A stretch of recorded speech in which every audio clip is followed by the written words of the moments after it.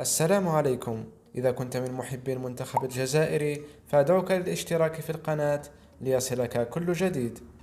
اللاعب بدر الدين بوعناني من مواليد 2004 يبلغ من العمر 18 سنة.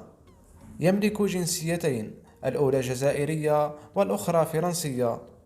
ينشط في صفوف نادي نيس الفرنسي ويلعب كوسط ميدان هجومي. اللاعب بوعناني يتخلى عن المنتخب الفرنسي ويختار تمثيل الجزائر، رغم أنه لعب في صفوف منتخب فرنسا سابقا.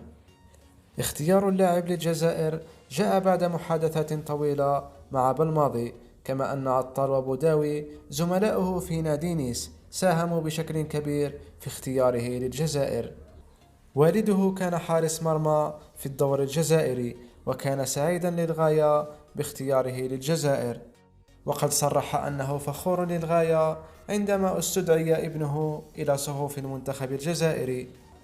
بوعناني أكد حبه واحترامه الكبير للجزائر في ألعاب البحر الأبيض المتوسط السابقة، رغم أنه لعب لفرنسا آنذاك وقد سجل هدفا لكنه لم يحتفل.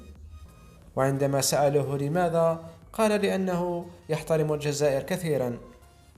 بوعناني تم استدعاؤه رسميا في مباراتي الجزائر الأخيرتين ضد النيجر، وقد قدم أداء رائعا نال به رضا مدربه جمال بالماضي، وقد صرح بالماضي أنه سيعتمد عليه بشكل أكبر في المباريات القادمة.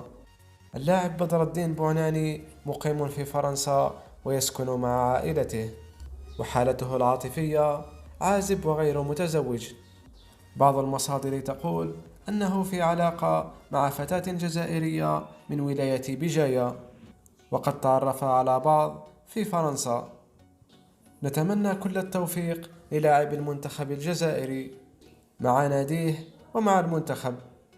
في الفيديو القادم سنتحدث عن لاعب نادي تولوز والمنتخب الجزائري الجديد شعيبي، لذلك أدعوكم للاشتراك في القناة ليصلكم الفيديو لحظة نشره.